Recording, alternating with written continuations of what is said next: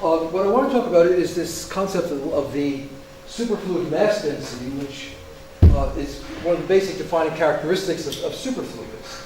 Now, you probably are all familiar with the Landau two-fluid model, which really the first place the superfluid mass density has been introduced. Landau assumed that superfluids could be described as two interpenetrating fluids. They're, of course, really only one fluid.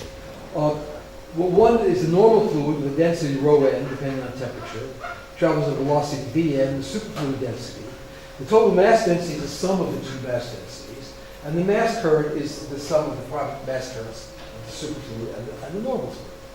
Entropy is carried only by the normal fluid. The superfluid carries no entropy. And from this, Landau finds things like second sound collective modes where the normal and superfluid counter oscillate. Now, one very important thing to realize is that, and there's a lot of confusion in the cold atom community, which is that if you have an order parameter psi of x, you can find a compensate density, which is the absolute value of psi squared. This is not the same as the superfluid mass density. They're quite different. But it turns out in cold atoms, with systems early on were very weakly interacting, and these two quantities really coincided with each other, because n0 was the number of condensate particles was essentially all the particles. However, if you look at more strongly interacting systems, for example, helium-3, helium-4, two particles can start out in the condensate, zero momentum, and scatter to k minus k, and still remain part of the ground state. And so what you find in helium is maybe fewer than 10% of the particles are actually in the condensate. This is measured about 20 years ago in neutron scattering, and also calculated by separating Pollock, patented in Monte Carlo. Okay. Now, how does one go about measuring this superfluid mass density? Andronikos-Vili did an experiment with helium many years ago, published in 1946, though we don't know actually when it was done, where you take a stack of disks, basically like coins, and rotate it back and forth. And what happens is the normal fluid gets stuck between the layers, where the superfluid just passes through without any friction. And so what you measure is the moment of inertia of this stack of disks, and how that changes with temperature. And so the moment of inertia is the moment of inertia of the metal itself, and the moment of inertia of the trapped fluid, which is, of course, just the normal fluid. And so what Andronikos-Vili finds is that the superfluid mass density starts at zero temperature, starts as the total mass density, and then just drops to zero, whereas the normal mass density starts at zero and rises up actually as temperature to the fourth power up into the lambda curve. Now, the identical effect occurs in superconductors. Where in superconductors, however, the analog of the reduced of the moment of inertia is really the Meissner effect. And there you find that the penetration depth, the 1 over the penetration depth squared, will scale as superfluid mass density divided by the total mass density. Now, how does one go about defining a superfluid mass density microscopically? Landau was phenomenological. Intuitively, if you start out with a superfluid in a pipe and have this material flowing down the pipe, then the free energy should just be the free energy density. Should be the free energy of the system at rest plus a kinetic energy term, just the superflow down the pipe, with a coefficient which is the superfluid mass density. The normal fluid stays stuck to the walls of the pipe. Now, what we calculate this very simply, this coefficient, if you start out with a standard partition function with a moving fluid, as you differentiate, the first derivative just brings down P minus mv. Second derivative will give you the total mass density minus beta, that's inverse temperature, momentum squared over total volume. And from this you find very simply that the superfluid mass density is 1 over the temperature times the mean momentum squared per unit volume. Now, if you think about standard fluids, in a normal system, the total momentum is a Gaussian variable. It's always distributed as e to the minus beta p squared over 2n. And therefore, when you calculate pc squared, what you find, since p squared is just the temperature, basically, then what you find is that rho is exactly equal to rho. And so there's an interesting question here. How do you understand a non-zero, a rho n which is less than rho? And the basic answer in superfluids, the total momentum and the sort of fluid velocity are entangled variables. And therefore the total momentum distribution is not classical. It's not a simple Gaussian in the superfluids here. So you end up with different results. Now, one can define a superfluid mass density in terms of current correlation functions. And this goes way back to Bardeen in the early 60s. Where if you look at the current correlation function here, where this is just the current, it's just an ordinary, given in terms of the creation annihilation operators with gradients, then you can look at the transverse terms and the longitudinal terms. Then the F sum rule tells you that the longitudinal term, this epsilon L, divided by omega, integrate over omega, you should just be the normal mass density, the total mass density. However, if you look at the transverse term, this is not necessarily the same, and you end up with a number that can be slightly less with rho n. And so what you think of as an experiment where you simply let the fluid go down a pipe here, and what you find in such a geometry, the total mass, the normal mass density is defined by the transverse current correlation function. And so the point is that the basic microscopic characterization of a superfluid is that the normal mass density is different from the total mass density. In other words, the transverse current correlation function will give a smaller mass density than the longitudinal correlation function. And this is the basic microscopic characterization. This is true both for superfluids and superconductors. Exactly, this is the same arithmetic. There's been beautiful calculations of really implementing this, done here by Giancarlo Sonati, Biagio Pieri, and Antonacci, done about 10 years ago, where they basically summed the pair correlation function, calculated the pair correlation function by summing all these diagrams, which is a tremendous amount of work, very impressive here. And what they find here is this at unitarity, that they follow the drop of the superfluid mass density, the drop of the superfluid mass density and temperature here, falling to temperature about a half. It falls maybe about 2% here. Can I encourage you, please, to continue these calculations all the way up to 1? We'll see why that's useful in a moment. I skipped a slide here again. Landau wrote down a very simple phenomenological calculation of superfluid mass density, which is you calculate the total momentum, and you ask how superfluid is flowing down the pipe. You have a certain momentum, if it's moving with a certain velocity, how much momentum does it carry? And his result was always that just by doing Galilean transformation on a number of quasi particles, this is, what you find is the momentum density is normal mass density times Vn, normal velocity. And he gets a very simple expression, which is given just integral over all the quasi particles, and the derivative is respect to the energy of the number of quasi particles here. And if you apply this to phonons in helium or in bosons and condensates, you find this normal mass density goes to T to the fourth divided by sound velocity to the fifth power, and that agrees beautifully with Andronic-Kospili's experiments, at least up to temperature on the order of 1 degree. Okay. Interesting recent measurements. The group of Rudy Grimm et al. In Innsbruck, published last year a very lovely experiment where they took a condensate, elongated condensate, put a blue shifted laser in, and then release it. And then what you find is a first sound mode. You can track it here. This is really time going up. You really see the how the mode propagates. And second sound, they also follow surface travels more slowly. And so they can induce both first sound and second sound. And then by clever arithmetic after reading Landau's papers, you learn that second sound velocity should go as a ratio of the superfluid mass density to the normal mass density with the square root. And from this, this is sort of the function of time, second sound pulse and first sound pulse here.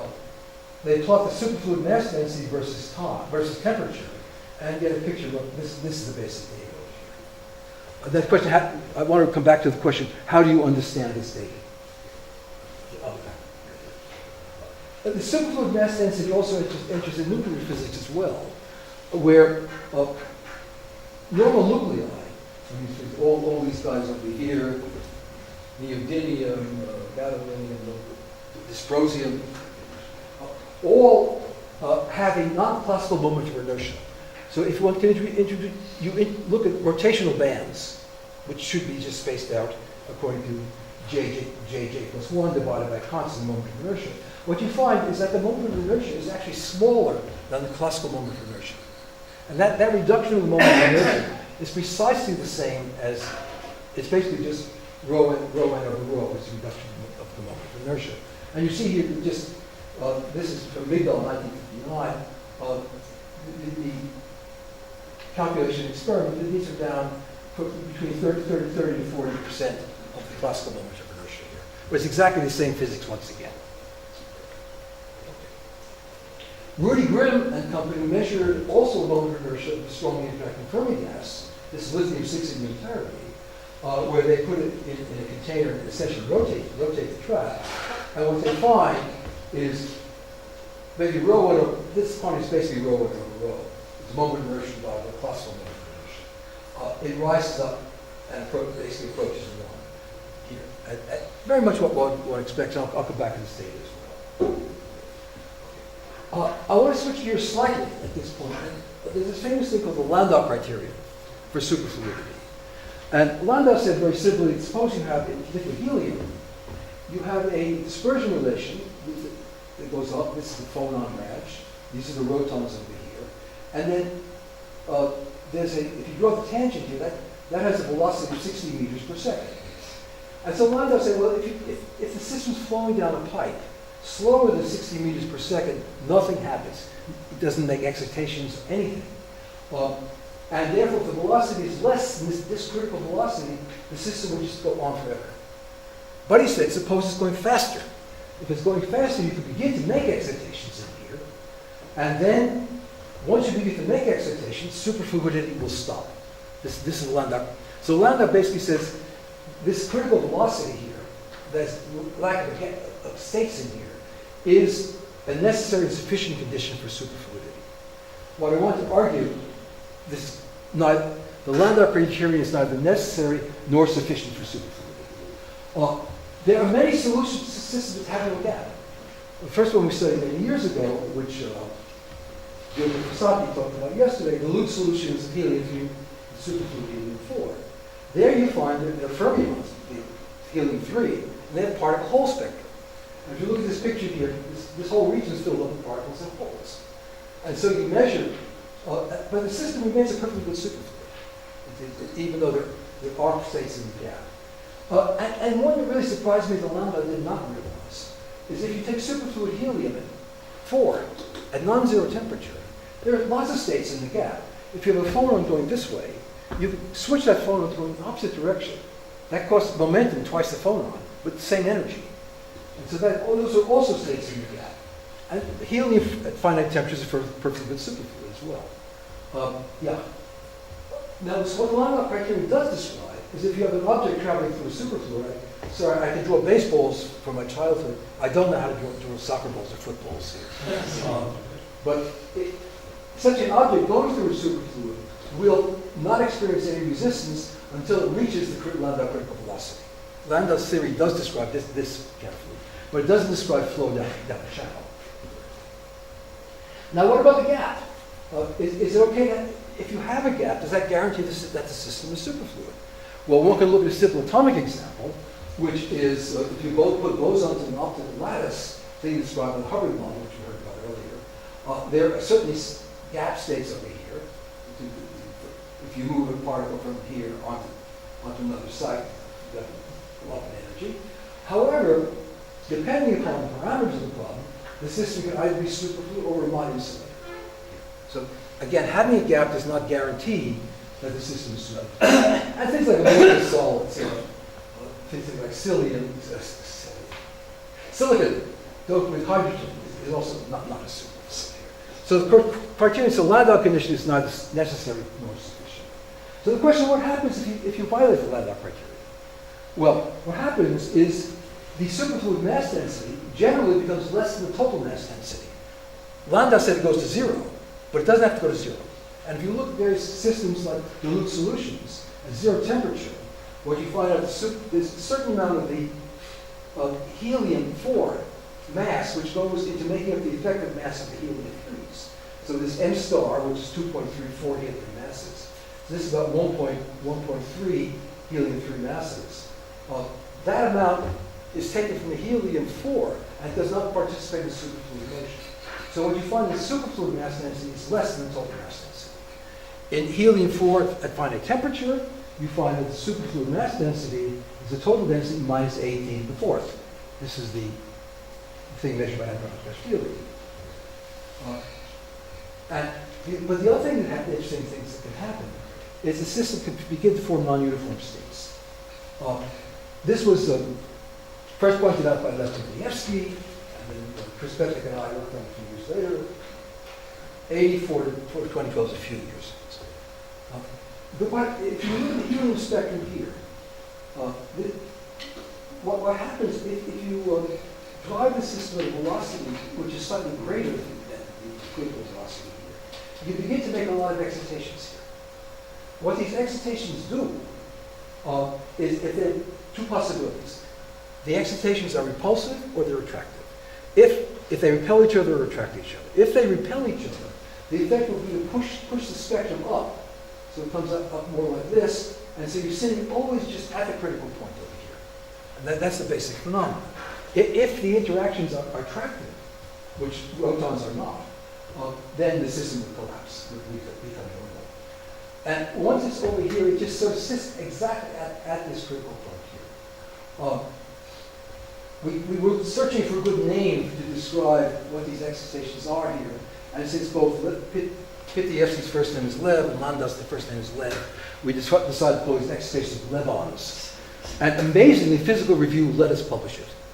They're very nasty about this. Okay. Now, what happens though is you begin to make excitations of momentum K, and that means you begin to mix finite momentum states into the condensate wave function. And that gives rise to a non-uniform condensate wave function, which I'll just illustrate here. Well, we study a simple model where you suppose you have an interaction, instead of a point interaction, it's some spatial dependence. And so you can at least get something that has at least an inflection point in curvature here. And so then you can ask the question, if you have a condensate which goes as square root of n e to the iq, which is flowing at momentum q, you can ask what happens as you exceed the Landau criterion. And what happens is you begin to mix in other states. So square root of n, and you begin to mix in states at the critical velocity. There's k before it's q1 over here. And the consequence of this is several. First, you can calculate a normal mass density, superfluid mass density, and you find, in fact, it's reduced from the total density by essentially this momentum squared, the critical momentum here, divided by what's effectively, this g is essentially the effective interactions of protons at the minimum here. So the consequence of that is reduction in normal mass density. But the second is that the order parameter gets square root of n, plus you mix in other terms, e to the q1 plus or minus q1x. And the result of this is that the spatial density, when you square this, what you find is that there is a term, constant term, but in addition there's a term oscillating at q1. And this is actually calculated by Belfogle and Pittievsky and co-workers 8-9 years ago. They really find in density function simulation, they really find this oscillating state over here, which agrees perfectly well with the elementary model I just showed.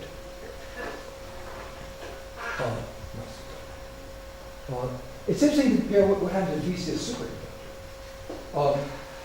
What happens there is it's also a critical velocity, which is given by the gap divided by the Fermi momentum.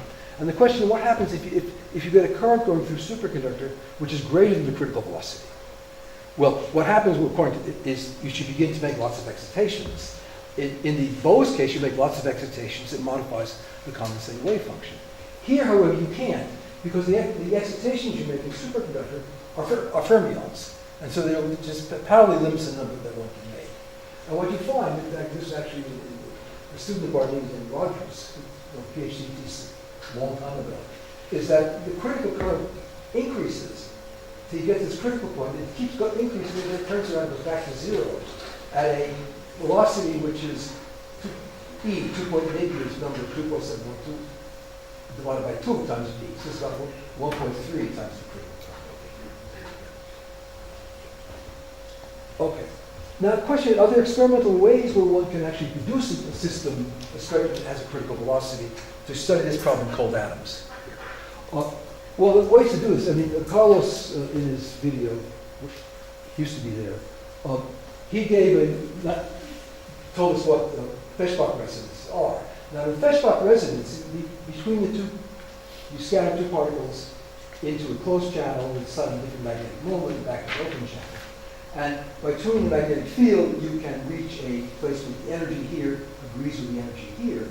And if you're slightly off, if the energies are slightly different, what you find is an effective interaction between the particles, between two atoms, which goes as delta E and a p squared total momentum going downstream divided by 4m. And so one can, by tuning delta E, one can really drive the spectrum, the G and P, close to the critical condition, which is the Gn divided by the momentum squared of 2m, which should be minus 1. That's the condition to have the Landau critical condition. And so one really can drive the system to this. Then there's several other ways. They can use short-range correlations, dipole-dipole interactions, and in elongated traps, one could also do this. And in fact, there's been one suggestion by Jeff Steinhauer at the company in Israel, where they had a fairly elongated trap, and they looked at the excitation spectrum here. As you change the momentum, so for very low momentum, the system looks one-dimensional. For higher momentum, it looks three-dimensional. And what they find is the spectrum comes up and has an inflection point right over here. And so this again will have a critical velocity. If you were to just draw the tangent line over here, a straight line, you would see there really is a critical velocity over here. So in such a system, what really has the possibility also of studying velocities that exceed the Landau critical velocity. Let me return, Mr. Shannon, where are you? 2 minutes. 2 minutes, perfect, thank you. 2 minutes, so you tell me 5 minutes or 2 minutes period? 2 minutes and then discussion. Okay, let me just, I want to turn back to this experiment over here.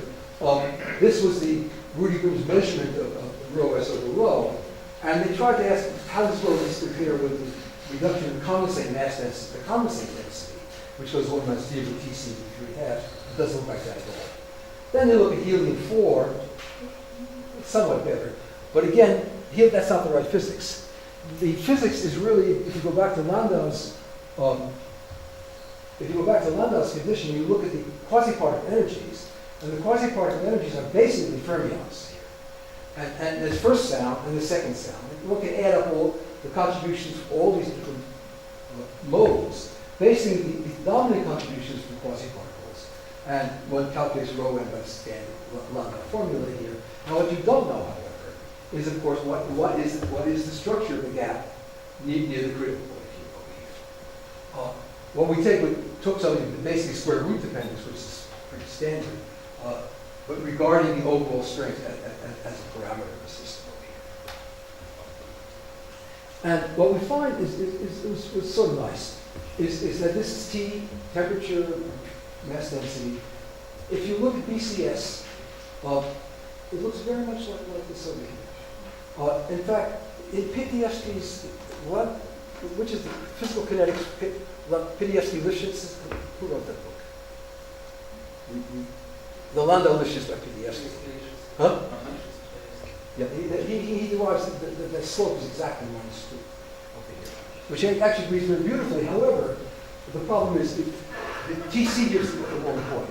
And I really think this is a problem with the temperature calibration in the Innsbruck apparatus over here, rather than the TC really should be somewhat higher.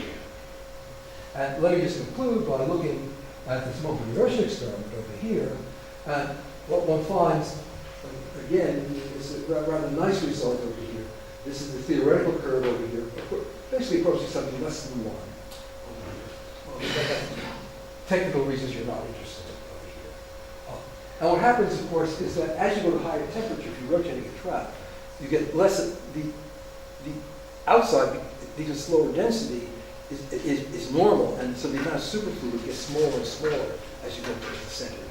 That's one of the dominant effects of the heater. But what the conclusion, however, from these experiments is that looking at the superfluid mass density, or the normal mass density, is really a very, very good probe of the nature of the excitations in the vicinity of this critical temperature here. And so I really encourage many more experiments like that. I will not have anything to say about spin-orbit systems, and so I think at this point, I'll say thank you.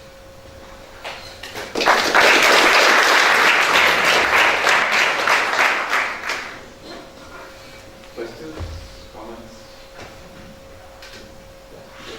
I mean, in superfluid traps for the moment of inertia, you may have a question about the relation of gap versus frequency of the trap. This ratio Would be time dependent or just the fact that just the fact you're in of harmonic the frequency of Oh, the yeah. omega here. Oh, sure. If delta over omega is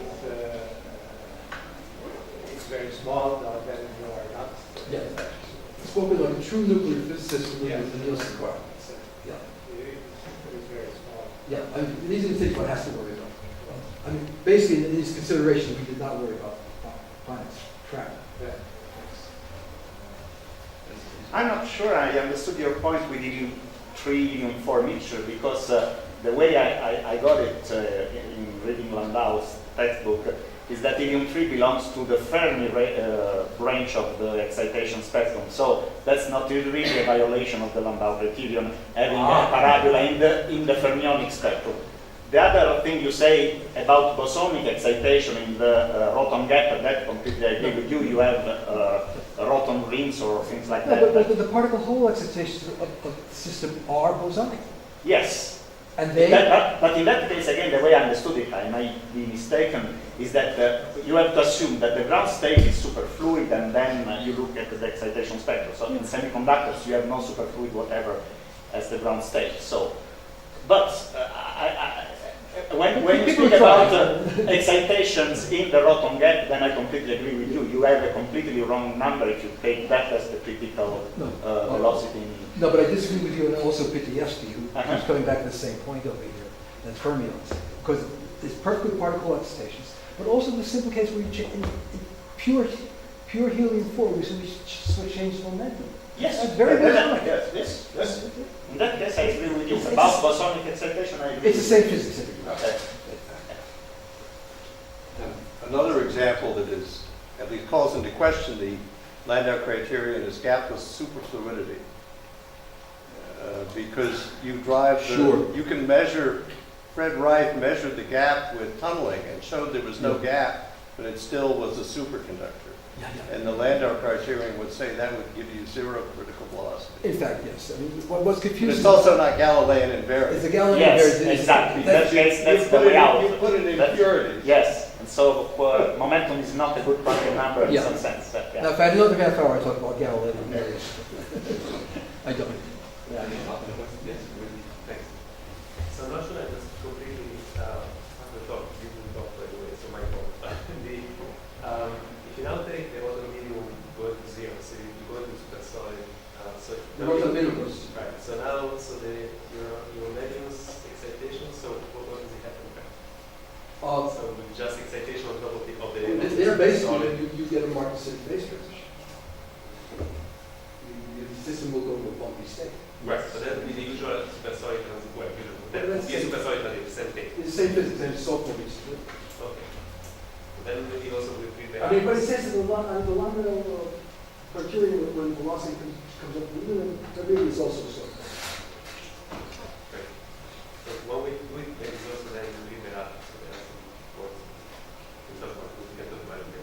Any further question? Thank you for this talk.